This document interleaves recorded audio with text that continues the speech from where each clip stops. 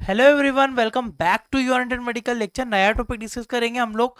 कैनाकोट injection क्या होता है डिटेल से समझाऊंगा। पहली बात है, वीडियो मेडिकल स्टूडेंट के लिए है, हम पर्सनल दवाइयों के लिए सलाह किसी को भी नहीं देते हैं। स्टार्ट करते हैं। होता क्या है, it is a glucose, it is a glucosteroid medicine. Glucosteroid medicine होती है ये सिंपली ग्लूकोस्टेरॉइड क्लास की ये दवाई मानी जाती है, ठीक है। इसमें जो बात करते हैं, in this steroid injection present triamcinolone drug salt. इसमें क्या देखिएगा, ट्राइअमाइसिनोलोन एक ड्रग सोल्ट होता है। बेसिकली आपको कैनाकोट इंजेक्शन के नाम से मिल जाता है यहाँ पे मार्केट में।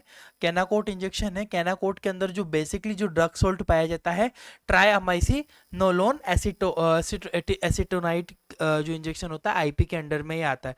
इसमें दूसरी चीज समझने वाली ये है, ग्लूकोकोर्टिकोइड ग्लूकोकोर्टिकोइड स्टेरॉइड क्लास की ये मेडिसिन मानी जाती है, ग्लूकोकोर्टिकोइड होती है, ठीक है।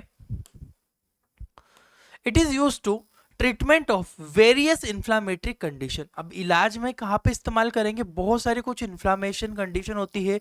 सूजन आना, देखिएगा इन्फ्लामेशन एक सिम्टम्स है, इन्फ्लामेशन एक कंडीशन है जिसमें सिम्टम डेवलप होते हैं, जैसे कि सूजन आना, ईचिंग होना, बम्प होना, एक्जिमा होना, मतलब बहुत सारी वेरियस कंडीशन आती है इन्फ्लामेशन के अंदर, जिसको ट्रीटमेंट में हम लोग बेसिकली कैनाकोट इंजेक्शन का यूज करते हैं। इंजेक्शन का इस्तेमाल कई प्रकार की जो है इन्फ्लामेशन कंडीशन, इन्फ्लामेटरी कंडीशन होती है, उनके ट्रीटमेंट में इस्तेमाल हम लोग इसको करेंगे।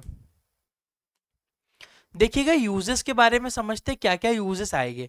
ट्रीटमेंट ऑफ स्वेलिंग, सूजन के इलाज में मैंने पहले ही बोला है कि इन्फ्लामेटरी जितनी भी कंडीशंस होगी सबको ये ट्रीट करेगा।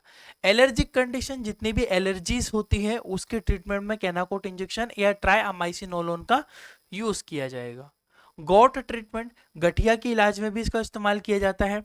स्किन डिसीज यानी कि त्वचा संबंधित अगर कोई बीमारी है तो स्किन डिसीज में भी मुख्य रूप से इसका इस्तेमाल हम लोग करेंगे, क्लियर है।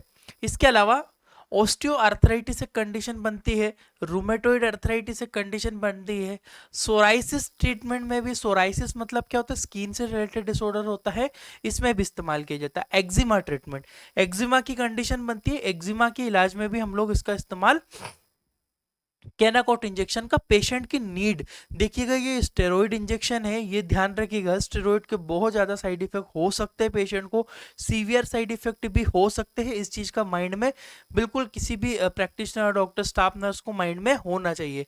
तो swelling treatment, allergy, gout, skin disease, osteoarthritis, rheumatoid arthritis, psoriasis और एक्जिमा के इन सारे ट्रीटमेंट में हम लोग बेसिकली कैनाकोट इंजेक्शन का इस्तेमाल करते हैं।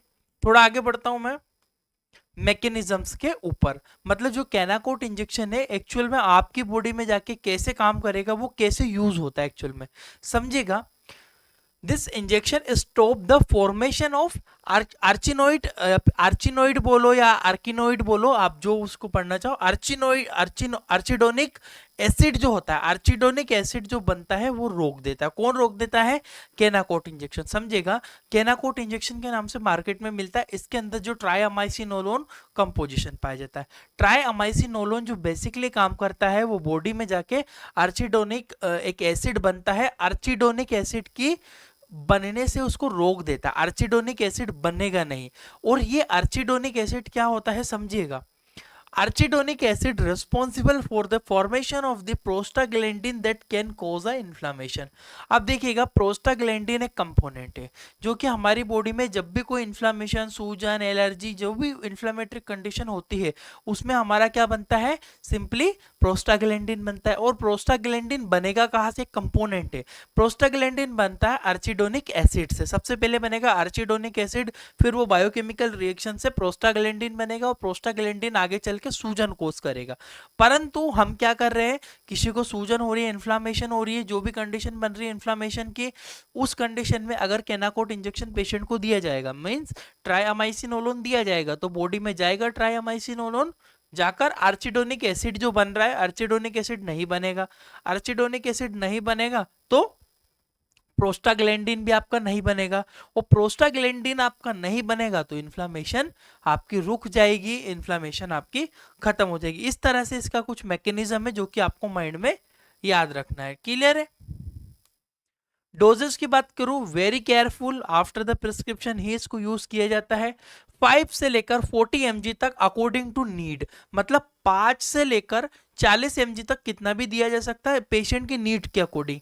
कितनी उसको नीड है, कितनी उसको जो पेशेंट की कंडीशन देखनी पड़ेगी, अलग अलग पेशेंट आते हैं, अलग अलग कंडीशन में इसका इस्तेमाल होता है।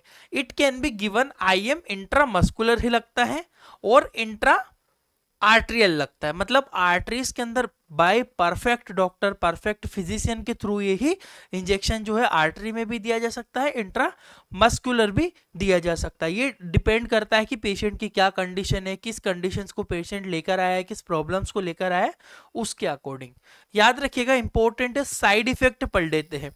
देखिएगा, जरूरी नहीं है कि हर एक पेशेंट को साइड इफेक्ट होगा, परंतु अगर आप ओवरडोज दे रहे हो, पेशेंट को ओवरडोज जा रहा है, या कोई उसकी बॉडी सूटेबल नहीं है, बॉडी सूट नहीं कर रही है, उस कंडीशन में जैसे मेटाबॉलिक सिंड्रोम पेशेंट को हो सकता है, इससे हाई शुगर लेवल, अधिक शुगर डेफिनेटली, अगर इसका जो है अगर ठीक से इस्तेमाल नहीं किया जाएगा तो शुगर लेवल पेशेंट का हाई हो जाता है। इंक्रीज कोलेस्ट्रोल भी बढ़ सकता है, मोटापा भी बढ़ सकता है, पेशेंट के अंदर वजन भी बढ़ेगा, कोलेस्ट्रोल बढ़ेगा, वजन बढ़ेगा, वेट गेन कर सकता है पेशेंट। ये कुछ साइड इफेक्ट केनाकोट ट्रायामाइसिनोलोन इंजेक्शन के हमको देखने को मिल सकते हैं। बात करता हूं कॉन्ट्रा इंडिकेशंस के बारे में कि किस मरीज को ये इंजेक्शन नहीं देना है। Allergy by this injection, injection से एलर्जी, मान लीजिए किसी को केनाकोट या ट्रायामाइसिनोलोन पहले कभी दिया हो या उसको एलर्जी उससे होती हो, तो ऐसे पेशेंट्स के अंदर केनाकोट यूज नहीं किया जाता है। पेप्टिक अल्सर, किसी को पेट में छाले हैं, पेप्टिक अल्सर की कंडीशन है, उस पेशेंट के अंदर भी केनाकोट इंजेक्शन का इस्तेमाल नहीं करना होता है। डायबिटीज, किसी को शुगर है, डायबिटिक पेशेंट में बिल्कुल कॉन्ट्रा इंडिकेटेड है, कॉन्ट्रा इंडिकेशन उसमें नहीं यूज करना चाहिए। प्रेगनेंसी, गर्भावस्था में बिल्कुल भी सेफ नहीं है ये इंजेक्शन, प्रेगनेंसी की कंडीशन में कंप्लीटली अवॉइड किया जाता है।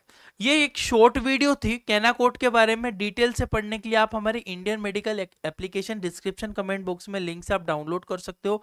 अगर आप डॉक्टर हो, प्रैक्टिशनर हो, स्टाफ नर्स हो, ओटी टेक्नीशियन, किसी भी मतलब एक्सरे टेक, किसी भी मेडिकल फील्ड से हो, तो आप हमारा ये कोर्स खरीद सकते हो।